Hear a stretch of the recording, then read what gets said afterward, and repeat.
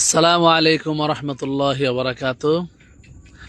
চলে আসলাম অলৌকিক একটা খেজুর গাছ দেখার জন্য। নদীর মাঝে খেজুর গাছ, অবিশ্বাস্য ঘটনা।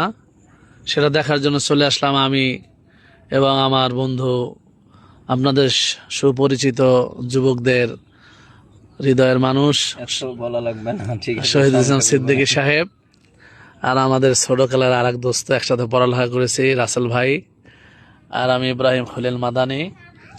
আমরা চলে আসলাম বিকেলবেলা, যেহেতু বাড়িতে আসছি, আবার শুনলাম নদীর মাঝে নতুন করে খেজুর গাছ উঠছে, তো সেটা তো অবশ্যই দেখা দরকার।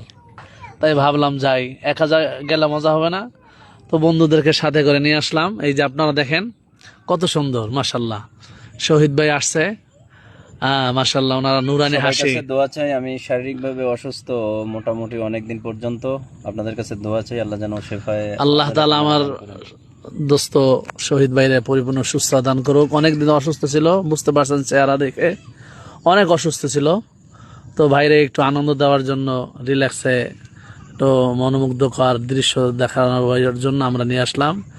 এই যে নদীর ভিতরে খেজুর গাছটা দেখেন, কি কুদরত আল্লাহ তাআলা। নদীর ভিতরে খেজুর গাছটা কত সুন্দর দাঁড়ায় দিয়েছে, মাশাল্লাহ।